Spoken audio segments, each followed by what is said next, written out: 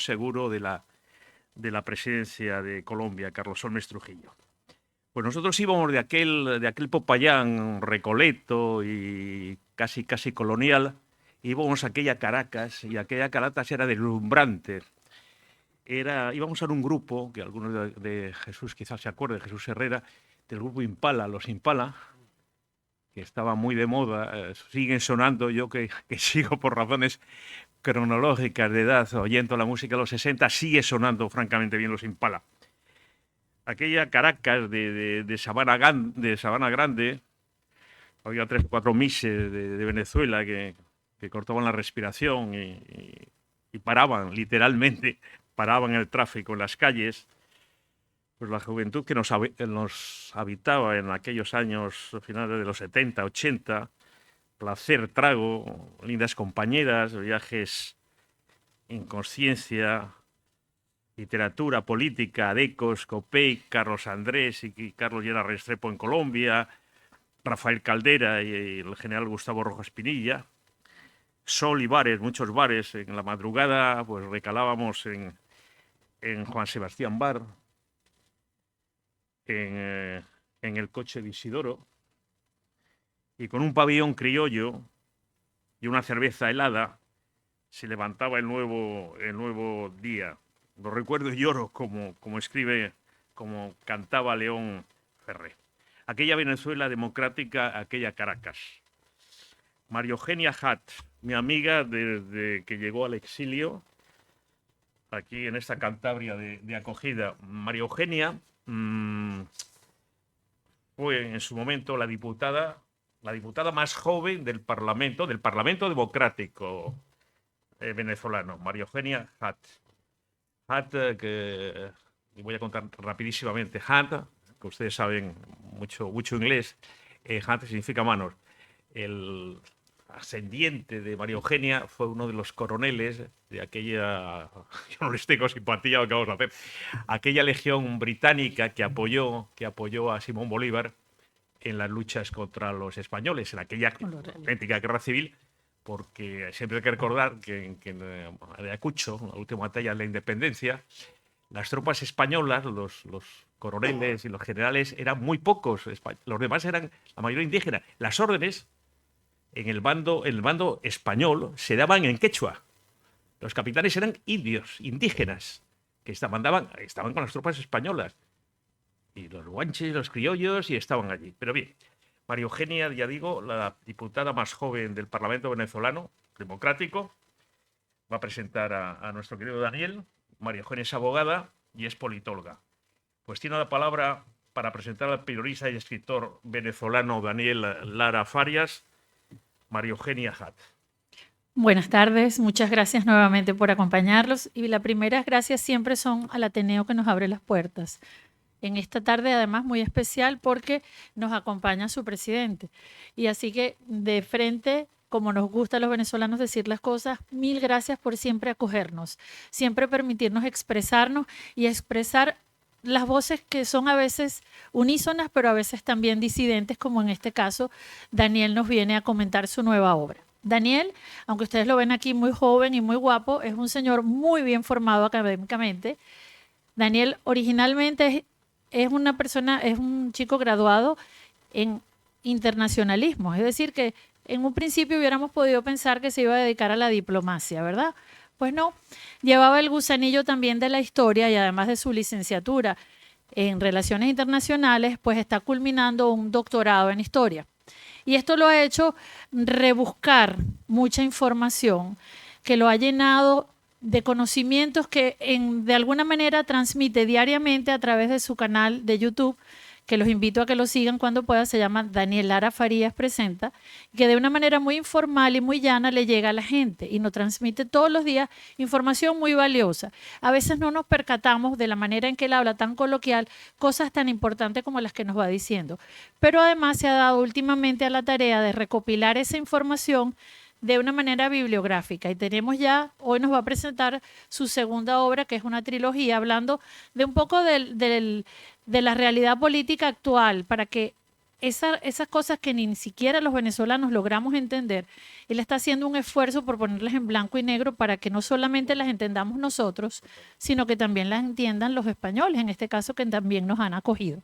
Entonces, muchísimas gracias al Ateneo, Manuel Ángel, Federico, que siempre a nuestro llamado está muy dispuesto a colaborar con nosotros. Muchas gracias a ustedes porque veo muchas caras españolas y me encanta que tengan interés porque hay tantas cosas que nos han pasado y que también pudieran pasar aquí. Entonces estos son como llamados de alerta de ver que hay algunos paralelismos, aunque Venezuela no es España, ni nosotros venimos del futuro, como muchas veces pensamos. Sí hemos vivido muchas cosas y queremos transmitirlas y que ustedes sepan todos los sinsabores que nos hemos llevado adelante y cómo hemos tenido que reconstruir nuestra familia, sacar adelante nuestras profesiones.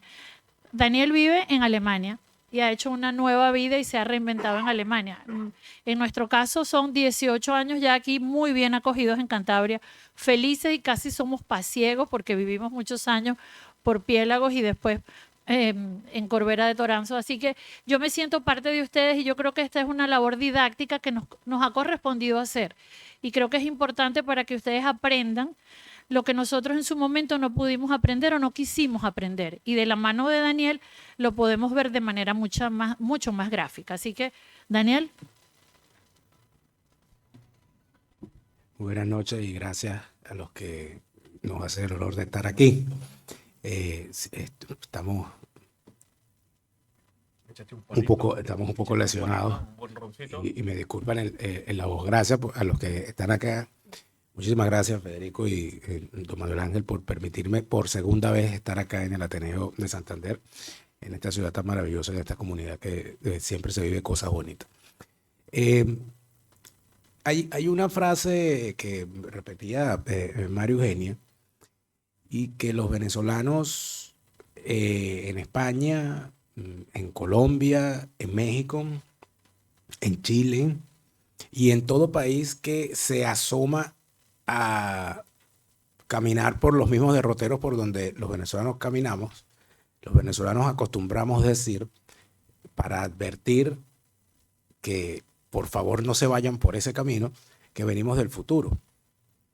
Y yo me di cuenta, sobre todo en el último proceso electoral que hubo acá en España, que esa expresión caía mal, porque se parecía que los venezolanos sabíamos demasiado y entonces, bueno, yo vengo del futuro, pero cuando se analiza mejor el asunto, tratando de mejorar lo que el común de los venezolanos quiere expresar cuando dice eso, yo creo que no venimos del futuro, es que en realidad venimos desde el pasado, que es quizás más, una forma más profunda de explicar. Y cuando se dice que venimos del pasado, es que ya vivimos una cantidad de cosas, logramos comprender una buena cantidad de cosas y seguimos comprendiéndolas. En este momento en el que estamos hablando, que hay un debate bien agrio y desagradable alrededor de un evento que le ocurrió a un comediante venezolano en Chile que fue maltratado en un festival, en el Festival de Viña del Mar. Y eso de alguna manera ha puesto a muchos venezolanos a preguntarse, sobre todo a los venezolanos que están en Chile, que seguramente la deben estar pasando muy mal con esto. De verdad de verdad molestamos tanto, o sea, de verdad nos tienen tanta rabia, de verdad no nos quieren.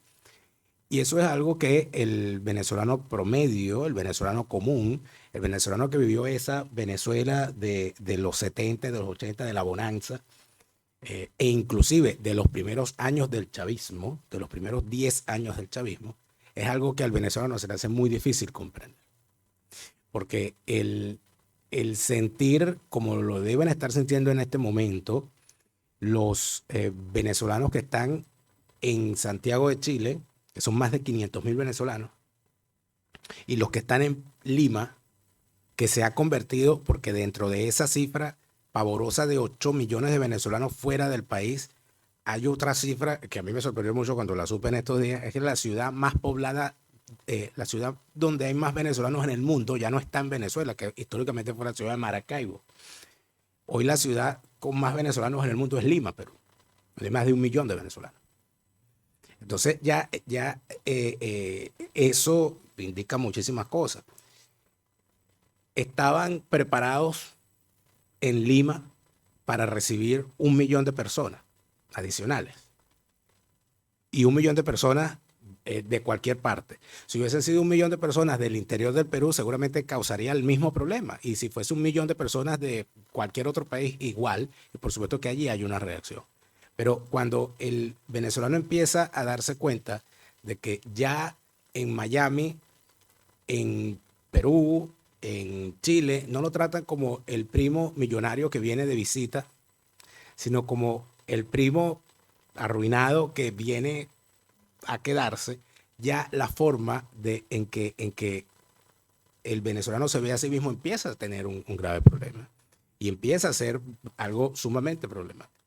Entonces, quizás el ver, como veo yo en la ciudad donde vivo, en Alemania, la cantidad de jóvenes españoles que están llegando a Alemania,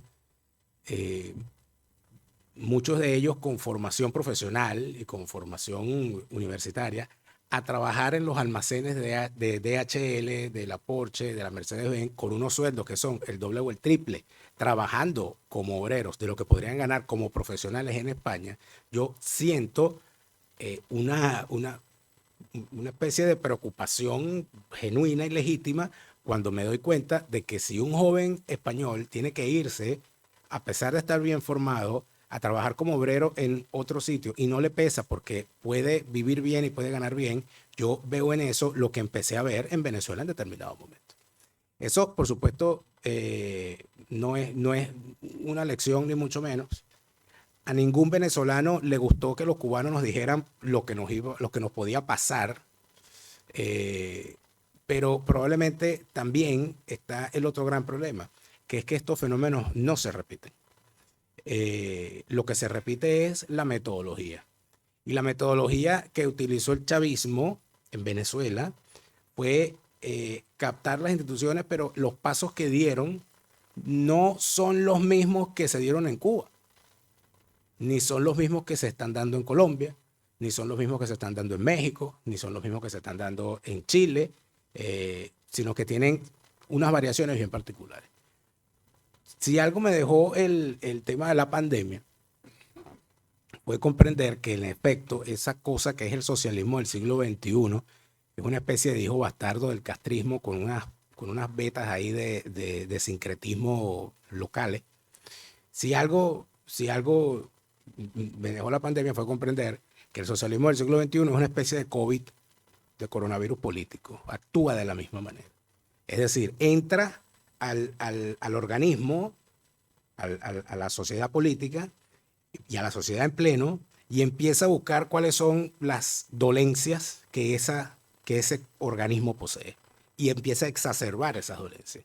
Así como el COVID entraba en el organismo y si había problemas de diabetes, exacerbaba la diabetes, y si había problemas coronarios, exacerbaba los problemas coronarios, y etcétera. En el caso del socialismo del siglo XXI, hace exactamente lo mismo en cualquier país donde empieza. Yo no sé si hay una agenda secreta guardada en alguna parte, en el sarcófago de Chávez, en el sarcófago de Fidel Castro, no sé, pero cuando uno revisa que, por ejemplo, lo que hace López Obrador, que es una especie de chavismo al revés, es decir, que empezó de atrás hacia adelante, con lo que hizo Chávez en cuanto al tema racial, un tema racial además bastante impostado, porque era verdaderamente chocante ver a un hombre llamado Andrés Manuel López Obrador reivindicando a los indígenas contra España, cuando él se llama Andrés Manuel López Obrador, no se llama Cuauhtémoc, no se llama... o sea, no le encontramos el indígena por ninguna parte. Era lo mismo que se sentía con Chávez. Cuando Chávez hablaba de la exclusión de los pobres niños excluidos, que como eran pobres no podían ir a la escuela y que como eran pobres no tenían oportunidades, eso nunca se comparaba con él mismo, que era un hombre que no era de Caracas, que era de la provincia, hijo de una ama de casa con un humilde maestro y que a pesar de todo eso tuvo educación pública de calidad, logró su papá pagar con el dinero que tenía el parto de Hugo Chávez en una clínica privada, que para el tiempo era algo que no lo podía hacer cualquier persona, Y además de eso, el hombre pudo estudiar, no solamente él, sino que todos los hermanos de Hugo Chávez Frías eran egresados universitarios. En tal sentido, si uno revisa entonces eso de la exclusión social de los pobres, etcétera, y revisa eso con los casos de la familia Chávez, entonces te encuentras con, ahí hay una pregunta que hacer. O Chávez era millonario, o eso que él plantea con respecto a los pobres es simplemente mentira. Yo opto por lo segundo. Viendo las cosas de esa manera, se llega entonces al problema fundamental. ¿Qué trato yo de observar cuando veo a un personaje, y no voy a hablar de ningún país en específico, pero cuando yo veo a un personaje, a un movimiento político, a un gobierno, a una agrupación, enarbolando determinadas banderas, planteando determinadas cosas y empujando a la sociedad a determinados derroteros, a mí se me hace muy fácil determinar cuando hay un movimiento político que, independientemente de que se reivindique a la izquierda o a la derecha, cuando hay un movimiento político que está buscando exacerbar los ánimos de esa sociedad para hacerlos caminar detrás de un proyecto populista. Eso, en el caso particular de España, a mí me preocupó muchísimo cuando, no sé si fue en esta legislatura o en la anterior, había un ministro de Educación Superior, creo que era apellido Castells, que era de Podemos, independiente, cercano a Podemos, era un ministro de Educación Superior, y cuando yo veía las cosas que él estaba planteando, como las reformas que estaba planteando, etcétera, etcétera, yo dije, pero esas son las reformas que hizo el chavismo en Venezuela. Lo primero que hizo el chavismo en Venezuela, que es algo que se valora, que no lo vemos a simple vista, pero que en efecto ocurrió y quienes investigan lo podrán encontrar. Lo primero que el chavismo destruyó en Venezuela fue el sistema educativo. El chavismo llegó a Venezuela y lo primero que hizo Chávez fue meterle la mano al sistema educativo de educación básica, inicial y secundaria. Y por allí tenemos entonces el resultado, que es lo que tenemos hoy. En tal sentido, y es la gran pregunta que intento responder también en el libro, que es la gran pregunta que hacen quienes cuestionan al que cuestiona. Puesto que quien cuestiona el rumbo que está llevando el sistema político actual venezolano, cuando hace el cuestionamiento, entonces en vez de buscar una respuesta al cuestionamiento que hace, se le ataca con una pregunta. Bueno, pero entonces ¿tú qué propones? Como ir al médico, ¿no? Y que el médico te dé un diagnóstico y que a ti no te guste el diagnóstico y entonces le digas al médico, bueno, entonces ¿tú qué propones? No tiene mucho sentido. Pero de alguna manera en este libro yo intenté responder esa pregunta. Y creo que lo he dicho en otras ocasiones, lo he dicho en mi programa y lo creo de verdad. Es imposible que Venezuela vuelva a ser un país y que México vuelva a tener una sociedad sin los problemas que tiene. Es imposible en Perú, es imposible en Cuba, es imposible en Colombia que se haga cualquier cosa de avance, cualquier reforma que permita que las sociedades salgan de donde están si no hay una inmensa inversión en educación. Y en el caso de Venezuela sería prácticamente lo primero que habría que hacer, porque fue lo primero que el chavismo destruyó. Y si fue lo primero que el chavismo destruyó, lo primero que hay que reconstruir es eso. No en balde, el chavismo fue por partes. Primero entró en la educación primaria, luego entró en la secundaria y luego empezó con la creación infame de universidades de prestigio anodino y con todo lo que eso significa para la construcción de una cosa bárbara inventada por ese siniestro personaje que fue Che Guevara, que es la construcción del hombre nuevo. Entonces el chavismo creó un hombre nuevo que es ese venezolano que tiene hambre. Pues ese es el hombre nuevo. Y cuando digo hambre no me refiero solamente al hambre de la alimentación, sino al hambre de muchas cosas. Y esa hambre en particular de muchas cosas, a mí me sorprendió verla el 29 de julio del año 2024, la madrugada, después de conocerse el fraude, el nuevo fraude electoral del chavismo en contra de la voluntad popular, cuando por primera vez en la historia reciente de Venezuela, en un evento de gran alcance político, de impacto político, hubo una explosión de rabia en la calle y de protestas, donde no hubo, por primera vez en que yo recuerde, no hubo saqueos a la propiedad privada. Y no solamente no hubo saqueos a la propiedad privada, no se rompió una sola vitrina de ningún comercio, sino que además de eso, las protestas tuvieron como objetivo fundamental en cada ciudad ir a derribar las estatuas de Hugo Chávez. Eso, cuando uno ve jóvenes haciendo eso, jóvenes que nacieron durante el chavismo, a quienes les dijeron que Chávez era lo más grande de la vida, etcétera, etcétera, y vemos que la gente iba, en efecto, a tumbar las imágenes de Chávez, sin que nadie los mandara, además, sino al contrario, queda perfectamente claro que independientemente de lo que haga o diga la dirigencia, e independientemente de lo que se diga en los medios, hay dentro de la sociedad venezolana todavía la misma voluntad levantisca de la cual advertía Antonio Guzmán Blanco cuando decía que Venezuela era un cuero seco que se pisaba por un lado, se levantaba por el otro. Entonces, cuando uno ve esa explosión completamente espontánea de gente tumbando las estatuas de Chávez, con esa imagen que para mí es la imagen icónica fundamental de todo este proceso, que fue ver un motorizado en un barrio de Caracas arrastrando la cabeza de la estatua por el medio de la calle, riéndose como en alegría, viendo cómo la cabeza iba dando tumbos por el pavimento. O sea, esa imagen con Nicolás Maduro aún en Miraflores, con el chavismo gobernando todo lo que les dé la vida a gobernar, esa imagen, eso ocurrió y está allí y no lo pueden borrar. Lo que quiere decir que muy dentro de esa sociedad todavía hay suficiente chispa para que se encienda la pradera. Yo les agradezco muchísimo el haberme acompañado acá. Les digo que este segundo libro tiene mucha más documentación histórica de la que tiene el primero, porque he intentado hacer precisamente un esfuerzo para explicarle a Venezuela no solamente a quien no es venezolano y se alarma por lo que ocurre y quisiera entender, pero bueno, ¿pero qué es lo que pasa allí? ¿Por qué siempre pasa lo mismo? ¿Por qué siempre las noticias son, hay unas elecciones, hay un fraude electoral, hay unas protestas, hay una represión y luego ya no se habla más por 6 meses y vuelve otra vez otras elecciones, otro fraude, otra represión? ¿Por qué ocurre eso? En el libro intento hacer una explicación de eso para quien no es venezolano, pero le interesaría entender qué es lo que ocurre. Y también para quien, aún siendo venezolano, tampoco comprende. Porque quizás los venezolanos comprendemos menos a veces lo que ocurre.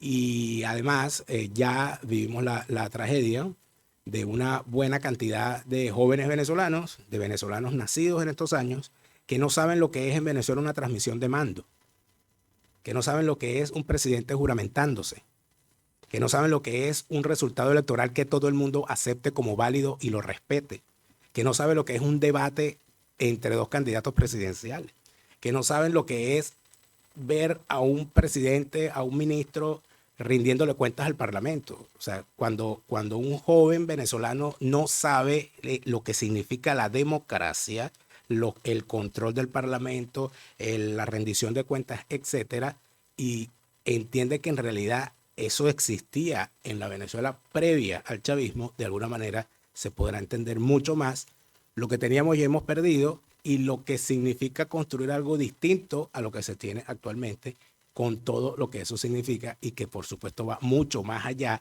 de una campaña electoral, de unas consignas bonitas, de unas promesas que no llegan a nada, porque en efecto el gran problema, que me lo decía siempre un amigo, bueno, que tuve muchos años en la política, ya fallecido, el diputado Pedro Castillo, estábamos una vez en una reunión con unos candidatos y la cantidad de cosas que decían los candidatos eran las cantidades de cosas que dicen normalmente los candidatos venezolanos. Y este diputado se me acerca y me dice, Daniel, corremos el riesgo de ganar. Y yo le dije, ¿por qué? Porque si ganamos es peor que perder con esta gente. Porque en efecto, cuando uno escucha a algunos políticos venezolanos, uno dice, ¿y con esto es que contamos para salir de esto? Y uno se preocupa a veces mucho más. Y por supuesto suena feo decirlo. Y si a mí me preguntan, y si esto sale de aquí lo negaré todo, pero si a mí me preguntan si yo, a quién escogería yo entre un Nicolás Maduro y un Edmundo González Urrutia, yo creo que es una pregunta infame. Por supuesto yo me quedaría con el mundo 1000 veces. Y si me preguntan entre María Corina y Cilia Flores, por favor, está perfectamente claro. Pero eso no soluciona las dudas legítimas que podamos tener con respecto a la necesidad de avanzar por unos caminos que van a ser sumamente pedregosos y que van a ser, además de eso, más largos de lo que podemos imaginar porque el proceso ha sido sumamente difícil. Les agradezco a todos por estar acá. Muchas gracias.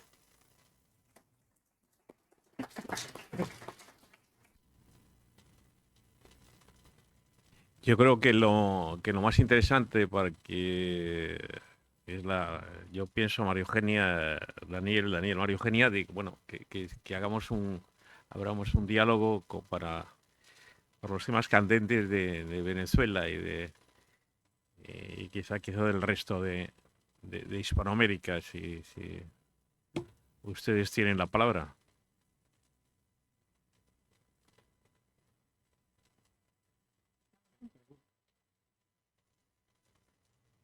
Cuando yo era profesor, yo decía preguntas, dudas, comentarios, insultos. Y la gente insultaba.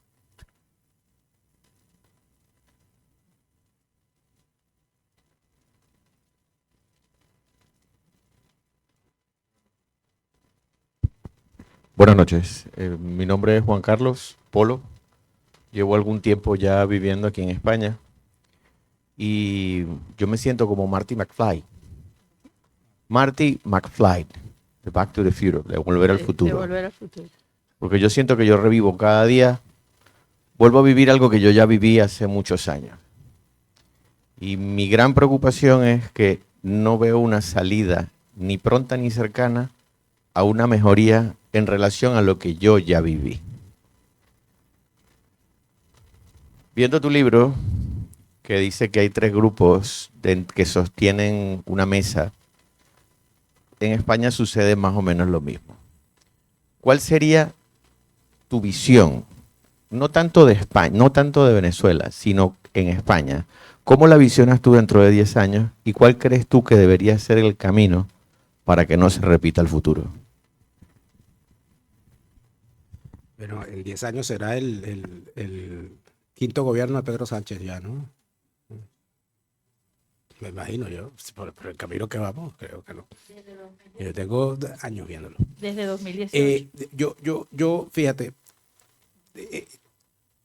¿qué significa a mí siempre el tema de las consignas? Como yo como yo fui activista político y trabajé en campañas electorales, a mí me preocupaba muchísimo el tema de las consignas y el tema de la propaganda electoral. Siempre me ha preocupado. Porque detrás de una consigna tiene que haber un programa.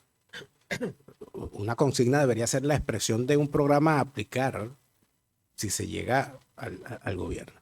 Entonces, yo recuerdo mi gran problema con la campaña de Capriles en el 2012, que decían, hay un camino. Y la gran pregunta era, bueno, hay un camino, claro, sí, pero ¿a dónde me lleva el camino? No hay una explicación programática de eso. Cuando yo escuché hasta el final, ¿okay? Bueno, esto es hasta el final. Entonces, ¿y cuál es la propuesta programática detrás de eso? Porque la muerte es un final, por ejemplo, ¿no? Y si la muerte es un final, muy probablemente en el proceso de la muerte no hay una mejora, hay un empeoramiento. Es decir, la salud empeora hasta que ocurre la muerte. Entonces, decirme hasta el final, a mí siempre me causó esos problemas.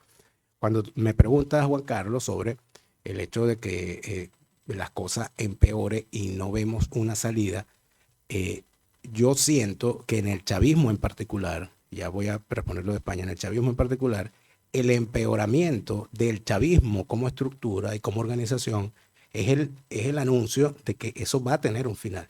No sé si mañana, pasado mañana, etcétera, pero es que el chavismo lleva por dentro su propio tirano, que es la incapacidad de generar relevo.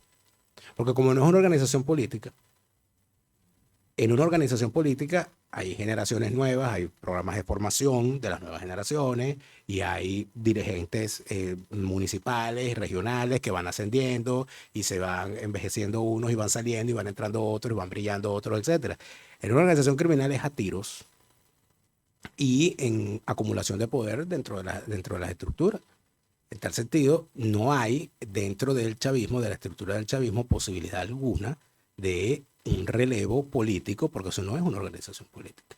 Ahora vamos con el tema España, y los 10 años de España. El tema de los datos y de los números para mí es muy importante. Un narcotraficante colombiano, alias Otoniel, ¿no? Era? El último gran jefe del cartel del norte del Valle. Este señor lo extraditaron a los Estados Unidos y en el juicio entre otras cosas, se determinó que este señor era encargado del envío de 40 toneladas de cocaína al mes a España. Entonces, yo escuché la cifra y dije 40 toneladas de cocaína al mes. Entonces, está como complicado entender si esas 40 toneladas de cocaína al mes son para el consumo interno. Aquí hay un problema gravísimo, pero no pareciera que fuese una cuestión para el consumo, sino que pareciera que en efecto España se ha convertido en un factor de distribución de los carteles colombianos, y todo esto que está surgiendo y la presencia de personajes oscuros, y entonces donde está el asunto de la portada. La portada del libro dice que se llama Una mesa de tres patas, es porque las tres patas es el chavismo, que es la pata principal, la oposición que no se opone, y el factor económico, que es la boliburguesía, lo que la gente llama la boliburguesía, que son esos empresarios oscuros que hacen negocios a la sombra del Estado y se encargan de financiar como testaferros y operadores a todos los que están dentro del sistema. ¿Qué ocurre? Que el tema del narcotráfico es sumamente importante en todo esto.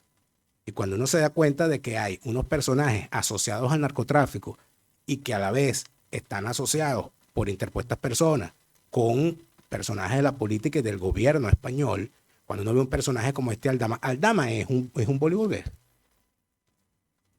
Aldama es este que está aquí, por ejemplo. El prototipo de Aldama es eso. Y en el tema de que salgan en el juicio y en las investigaciones que el señor Aldama en determinado periodo se escribía 2 y 3 veces con Delcy Rodríguez. ¿Y de qué hablaban? Cuando estamos hablando de un narcorrégimen, ¿de qué se habla con la cabeza de un narcorrégimen? Entonces, todas esas cosas quizás nos asoman que hay un problema sumamente grave que está vinculado al tema criminal y que está vinculado al tema de la droga y de la legitimación de capitales y de todo lo que eso significa. Cuando uno ve además que hay instalado, sobre todo en Madrid, una cantidad de personajes que vienen de esa boliburguesía que se enriqueció durante el chavismo y que están tranquilamente instalados en Madrid haciendo inversiones en áreas donde es imposible invertir sin tener vinculaciones políticas antes, durante o después. El sector inmobiliario, el sector bancario, comprando equipos de fútbol, abriendo restaurantes en todas partes y haciendo unas inversiones que uno dice, bueno, pero este señor yo no lo conocía en Caracas y él no se dedicaba a esto. Cuando uno ve todas esas cosas, uno se da cuenta que España ofrece para lo que hace el chavismo unas oportunidades que no han tenido en otros sitios por distintas razones que valdría la pena evaluar. Pero el efecto contagio, yo creo que es algo a lo cual se le debería prestar atención y no veo que se le esté prestando atención aquí. Y si me permites agregar, Dani, no solamente eso está pasando en Madrid, sino que desafortunadamente en los últimos meses también sabemos que personas muy vinculadas al régimen chavista, que fueron los precursores de listas incriminando con nombre, apellido y número de DNI a personas para que fueran despedidas de la administración pública, se han asentado en Cantabria.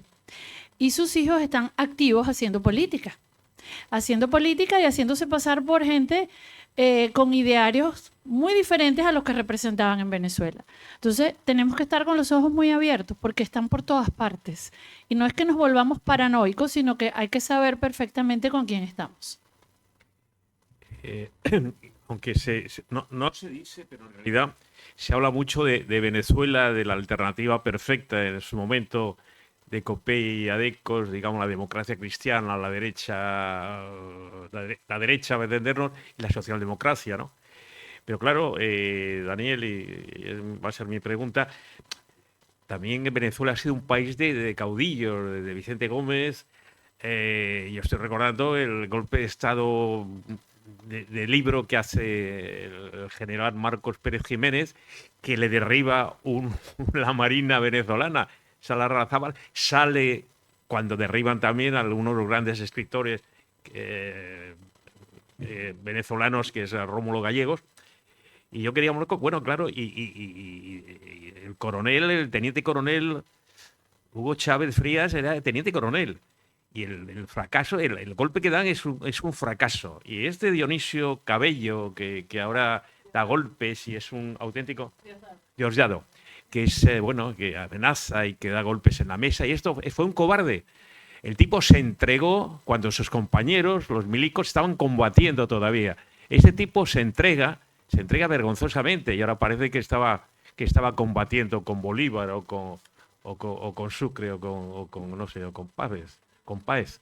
Entonces mi pregunta es la siguiente: durante unas épocas, la primera época o segunda época, casi final de la segunda época, Daniel, del chavismo, militares que salen, que dan mítines de uniforme, bueno, que hacen una especie de llamamiento no a los generales de soles, sino a partir de comandancia hacia abajo, suboficiales, con un fracaso total. Hay incluso con actos de golpe militar muy mal planificado, bueno, en fin, con infiltrados, gente militar que ha muerto en cámaras de tortura, gente en el exilio. Entonces mi pregunta, querido Daniel, es la siguiente. A mí me cuentan, unos me dicen que el ejército venezolano, vamos a seguir llamando, yo sigo llamando el ejército venezolano, no bolivariano, porque Bolívar le suele ha sacado todos a patadas a esta gentuza.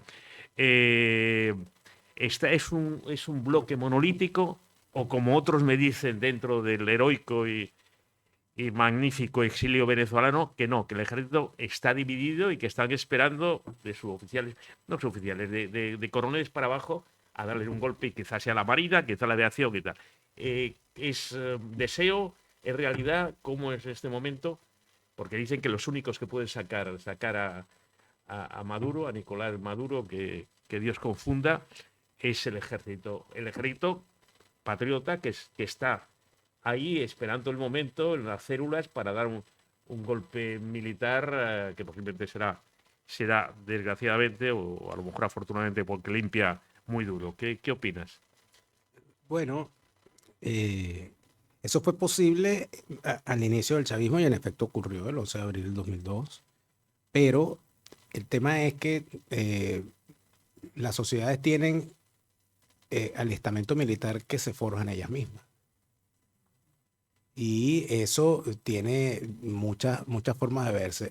El filósofo y profesor venezolano Eric del Búfalo, que además está en Venezuela, él se atrevió a decir una frase que, como todo filósofo, tiene muchas formas de verla. Entonces él dice que Maduro no cuenta con los militares, que son los militares los que cuentan con Maduro.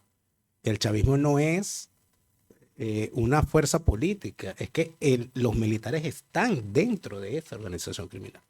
Entonces a mí me causa cierto pesar el asunto, porque antes se pensaba que en la clase militar el general, los altos mandos eran los que estaban corrompidos, pero que había unos de bajo rango que eran la esperanza porque ellos querían que la cosa cambiara, etcétera, etcétera.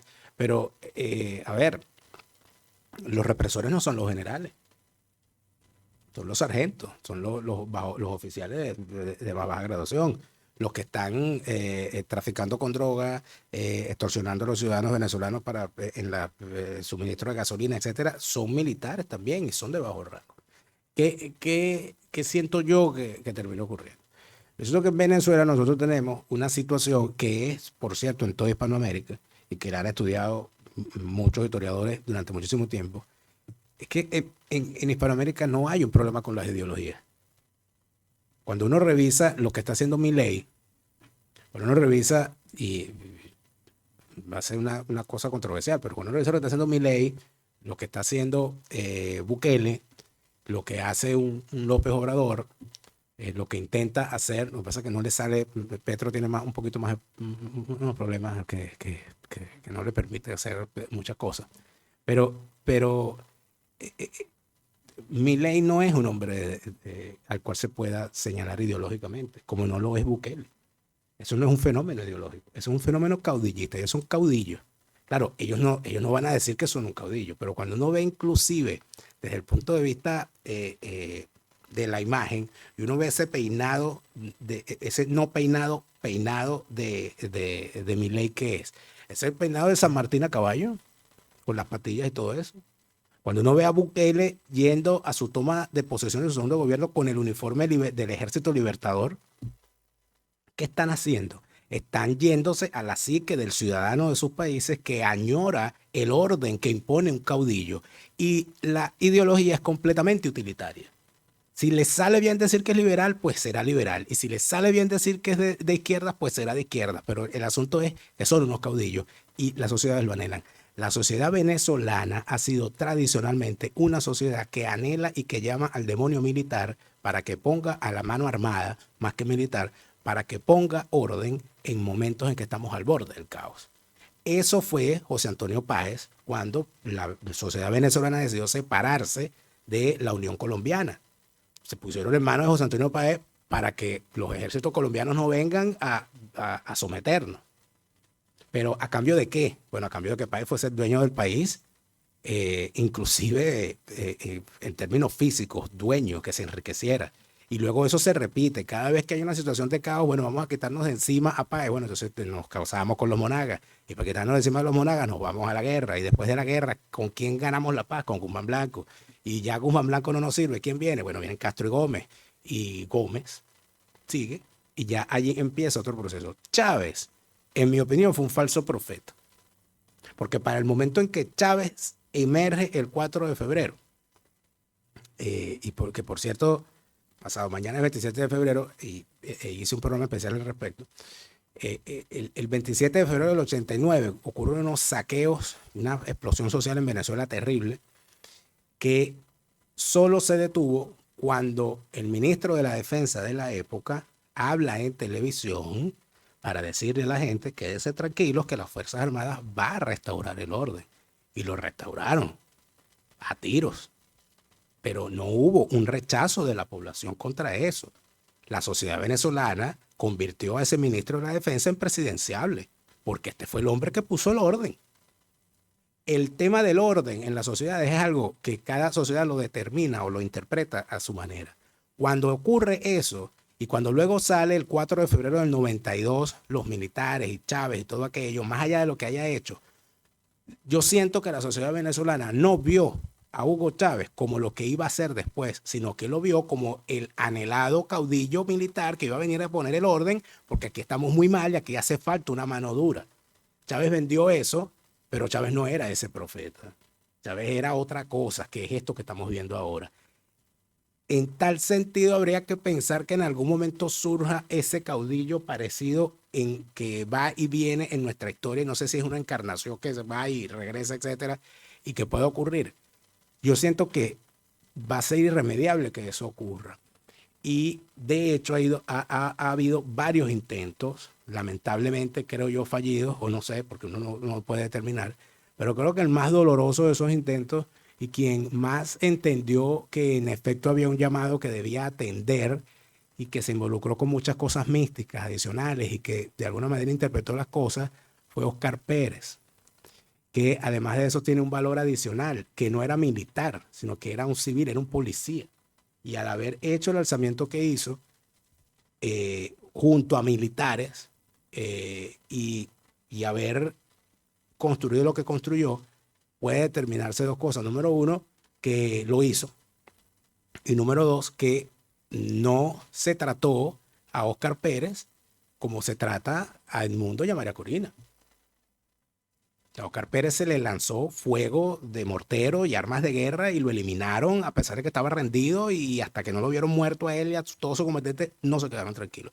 En tal sentido es, creo que lógico y obvio, a qué le teme el chavismo, a la acción armada de ese caudillo que en algún momento emerja y haga lo que haga. ¿Está eso dentro del ejército venezolano actual? No lo sé, pero quizás sí lo está y no lo vemos porque no tenemos conciencia. O quizás hay algo peor, porque las cosas pueden empeorar siempre.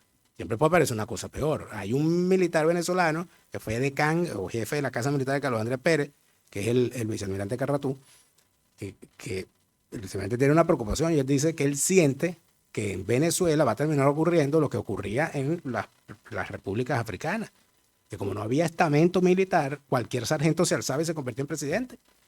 Y él siente que en algún momento, mira, él me dice, mira, en algún momento algún sargento va a quedar fuera del reparto de la cocaína del día y se va a molestar y va a alzar a los demás sargentos y va a terminar de presidente por el camino en el que vamos. Por lo tanto, puede ser mejor o no. Jesús. Yo le quería preguntar a Daniel si en el nuevo escenario internacional con el segundo mandato de Trump y sus relaciones con Putin y con la Unión Europea, la agenda internacional, que hoy está bastante centrada en Ucrania, va a pasarle un hueco a Venezuela de nuevo, o lo que ha sucedido en los últimos meses se ha apagado.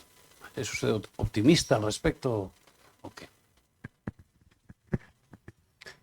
Bueno, escuchando a Trump y las cosas que dice, las cosas que hace y las cosas que dicen y hacen quienes están a su alrededor, yo me puedo esperar cualquier cosa.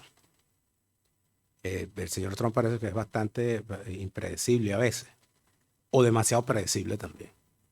Pero el Donald Trump del primer gobierno, a los 6 meses de estar en el gobierno, con su secretario de Estado de aquel entonces, Tillerson, y con la señorita que era su embajadora en las Naciones Unidas, Nikki Haley, y otros altos personeros, dijo que él iba a acabar con el régimen de Nicolás Maduro y que no descartaba la opción militar. A los 6 meses de su primer mandato. Terminó su mandato y Maduro seguía allí. Hay especulaciones con respecto a eso, de que bueno, de que no hubo quien lo acompañara, de que la clase política venezolana no lo acompañó, de que lo traicionó, todo lo que se quiera. Pero hasta el momento, Donald Trump no ha dicho algo parecido a eso. Yo creo que tampoco lo va a decir. En tal sentido, si me lo preguntan a mí, yo prefiero no esperar nada de la administración Trump con respecto al chavismo, por la simple y sencilla razón de que en el momento en el que estamos, yo no creo que los Estados Unidos con Donald Trump en la presidencia tengan una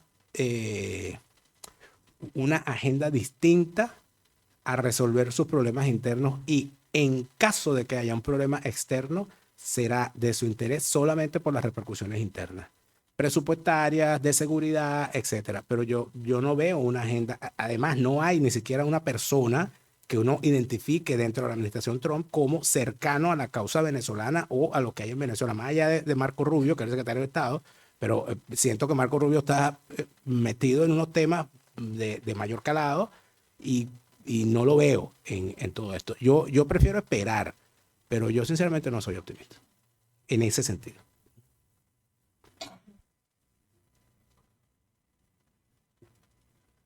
La señora diputada. Gracias por la exposición y por la valentía de contar lo que están contando. Verano de 2019 me llama un buen amigo venezolano y me dice que si podemos quedar a tomar un café, y lo primero que me suelta es ¿dónde me voy a ir ahora? Digo, ¿cómo dónde te vas a ir ahora? Dice, es que estoy muy preocupado, y me introduce el tema que no ha salido hasta ahora, me sorprende que no haya salido, y me habla de Indra. En aquel momento se había producido el primer asalto del gobierno de Sánchez, que llevaba poco tiempo, había empezado en el 2018, a Indra. Ese asalto se vuelve más intenso en 2022 y me cuenta su historia de cómo fue en el proceso electoral en el que intervino Indra en Venezuela, donde a él le llaman en la empresa y le dicen que cómo no ha votado por Chávez. Y él dijo, hombre, el voto no es secreto. Lo mismo le pasó a su padre en su empresa. Su padre quedó allí, no tenían recursos suficientes para poder salir, él vino aquí con toda su familia, otros familiares también. Cuando él empieza aquí a escuchar algunas frases de Sánchez, empieza a encontrar los paralelismos con los discursos de Chávez. Tanto es así que yo, en vía parlamentaria, hice un cotejo de algunas frases prácticamente iguales de Sánchez y de Chávez. Pero mi pregunta es, como hemos introducido paralelismos sobre la situación o la evolución de España, somos países diferentes obviamente, pero muy unidos, no solo por la sangre y por el espíritu, sino también por a veces parte de nuestra evolución.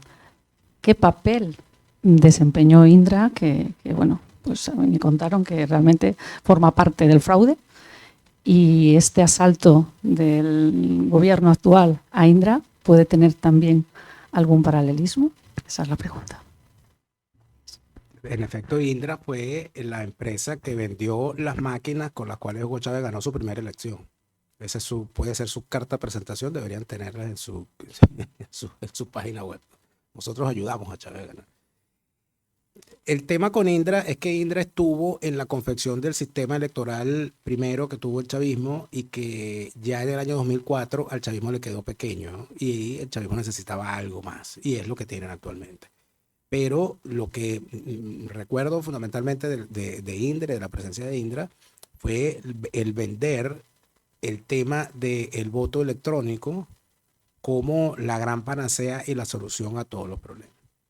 Y eso se fue convirtiendo en la desgracia que tenemos en este momento en Venezuela, donde no hay una sola persona en el mundo que sea capaz de afirmar que en Venezuela el voto es secreto, que se cuentan los votos correctamente y que quien tiene más votos es el que gana las elecciones. Eso nadie lo puede asegurar en Venezuela, ni antes del 28 de julio del 2024, ni mucho menos después. Pero, en particular, cuando uno hace el acopio de todas las vinculaciones, porque sí es verdad, somos distintos, pero estamos muy vinculados. Es que acaso cuando yo veo la cosa de los escándalos, el escándalo de Plus Ultra, ¿no? O el tema de cierta vinculación del régimen chavista para recabar apoyos para el rescate de determinada aerolínea. Y se vende eso como una novedad. Pero eso ya ocurrió en el gobierno de Carlos Andrés Pérez con el gobierno de Felipe González y la venta fraudulenta de Viasa a Iberia, por ejemplo. Cuando uno ve la presencia de determinados personajes o sea, y se descubrió que el Banco Bilbao Vizcaya financió la campaña de Chávez y está debidamente documentado y eso no ha tenido consecuencias. Ahí en el libro hay un relato de cómo el sistema de control cambiario permitió que muchas personas se enriquecieran con el control de cambio recibiendo dólares preferenciales para la importación. Pero es que eso también permitió que gente que tenía empresas en Venezuela pudiese burlar a través de la tasa oficial, decir que su banco en Venezuela, con la cantidad de bolívares que tenía, puestas al cambio oficial, era un banco de 35.000 millones de euros. Pero eso no existía, eso era mentira, eso era una trampa cambiaria. Pero cuando aparece un banquero, se presenta en España diciendo que él tiene un banco avalado con un papel del Banco Central de Venezuela diciendo mi banco vale 35.000 millones de euros, se compra un banco aquí poniendo como aval los 35.000 millones de euros de depósitos que tiene en Venezuela, que no existían, y compró el banco. Y entonces un señor que era office boy, es decir, que era mensajero, que empezó su carrera como mensajero en un banco en Venezuela, termina siendo la cuarta fortuna más grande de España. Y a nadie le llama la atención. O sea, nadie se pregunta, pero ¿este señor de dónde salió? Porque este señor yo lo conocí en Venezuela como fútbol. Pero además de eso, yo creo que lo más preocupante no es cómo se parecen las palabras de Sánchez a las palabras de Chávez o a las palabras de Maduro. No, lo grave es cómo se parecen las palabras de Feijóo a las palabras de Capriles. Eso sí es lo grave. Lo grave es cómo hay una oposición en España que no se opone. Que cuando en realidad, cuando hablan uno no sabe, uno dice, bueno, pero este es un Sánchez azul. Y no solamente con el señor Feijóo, con cualquiera que esté en la primera línea de la oposición española, uno dice, pero ¿y la oposición dónde está? Como si hubiese en realidad un pacto de no agresión, como si hubiese una mesa de tres patas también. Entonces, a mí me preocupa más cuando escucho a la oposición que cuando escucho a Sánchez, porque yo de Sánchez no espero nada. Y los paralelismos y los abrazos que se da con dirigentes venezolanos, mucho menos. Pero es que además de eso, está el tema del financiamiento. Desde Europa se está financiando ese tinglado politiquero en Venezuela. Y lo financian desde Alemania, y lo financian desde España, y lo financian desde distintos fondos en Europa. Cuando yo vi la famosa foto aquí de Aldama, todo el mundo vio la foto de Aldama con Guaidó, ¿no? Pero la foto era con Aldama, con Guaidó y con Henry Ramos Ayub, que es vicepresidente de la Internacional Socialista. Y entonces uno se pregunta, ¿no? Dice, pero, no era una foto con la oposición, porque si al caso vamos, más cerca está Henry Ramos Ayub de Pedro Sánchez que de Feijóo. Entonces, ¿a qué estamos jugando aquí? O sea, cuando los metemos en el microscopio, ¿qué microorganismos vemos allí? Vemos unas cosas que son sumamente graves, pero más graves de lo que aparentan, porque no es nada más el socialismo. Parece que es el otro lado también. La última pregunta ya, porque andamos un poquito, porque importante, una mesa de 3 patas, el libro de Daniel, que hay que leerle y que nos lo dedique. Vale, sí, este es muy Y rápido. cortito, por favor. Sí, que mi tenemos... nombre es David Gómez. Esa discusión, nosotros tenemos ya 21 años aquí. El primer año cuando ganó Chávez vimos que eso iba clarísimo y nos vinimos. O sea, 22 años ya cumplimos aquí. Entonces, esa discusión exactamente la tengo yo con mis compañeros de trabajo. Ya llevo mucho tiempo haciéndoles que entiendan. Entonces, porque el libro es exactamente idéntico, el momento es muy parecido. Habían 2 partidos políticos, había un lío en toda la política, entra Chávez, aquí entró, bueno, Podemos, y bueno, el libro es muy, muy parecido. Entonces, siempre la típica oye, que yo vengo...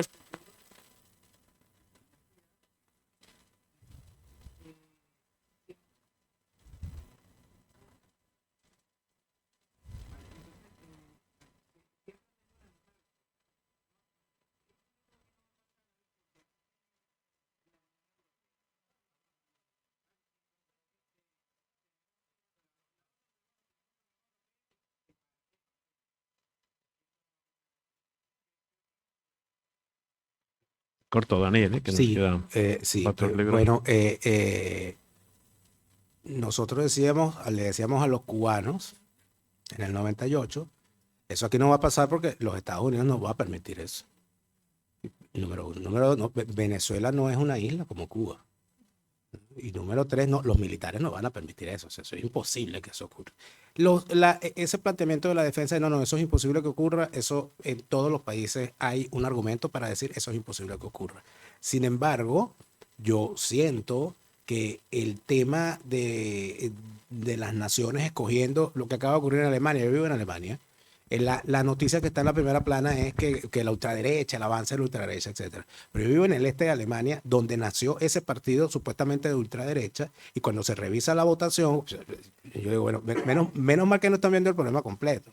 Porque cuando uno ve la votación en el este de Alemania, la votación lo grave no es que la gente vote a la AfD, que es un atajo de locos, sin duda alguna. Pero hay unos más locos que ellos. O sea, hay una gente que está más a la derecha que ellos. Y que dice que ellos son unos traidores. Es decir, es peor. Pero más allá de eso está que cuando revisas la votación entre la AfD, el partido Die Linke, que es como decir Podemos, y el partido BSW, que viene siendo Alianza Sarah Wagener, que es como decir Sumar, es decir, todo lo mismo, entre esos 3 partidos tienen el 60% de los votos. Es decir, todos los votos están en manos de un atajo de locos, que es con un discurso populista, con un discurso irrealizable y que no tiene fuerza orgánica. El AfD no es Vox, no es Marine Le Pen, no es ni por asomo lo que puede ser Meloni, porque el AfD no tiene fuerza orgánica. Es una tarjeta y unas caras. Entonces, cuando uno se deja llevar por lo que dice el titular, que es normalmente la interpretación de quien lo hace, entonces plantea, bueno, no, en España es imposible porque eso no lo va a permitir la OTAN ni la Unión Europea, además estamos en el euro, etc. El asunto es, ¿y qué pasa si todo explota? Tenemos que terminar porque Daniel también el proyecto es firmar. Aprovechando que está ahí, rapidísimamente, que está el presidente Manuel Ángel. Julio, mira qué bien el español perfecto de allá. Hacía tiempo que no oía al honorable Ateneo. Al honorable, nos lo ha dedicado al honorable Ateneo. Y sí, no, muy bien, pero vamos, que da gusto. Parece que está hablando Simón Bolívar Simón, caraqueño americano. Muchísimas gracias a todos ustedes, muchísimas gracias, querido Daniel, María Eugenia. Ahí está, el libro se decía antiguamente. Les recomiendo, lo recomendamos vivamente si de verdad quieren saber las entrañas del monstruo que decía José Martí. Es un libro que merece la pena leerle y conservarle. Porque Daniel, en el primero, y lo digo tristemente, porque todo lo terrible que decía en el primer libro, desgraciadamente para Venezuela y para Iberoamérica, y yo creo que casi también para España y Portugal, que son ibéricos también, que son hispanos, desgraciadamente se ha cumplido. Muchísimas gracias.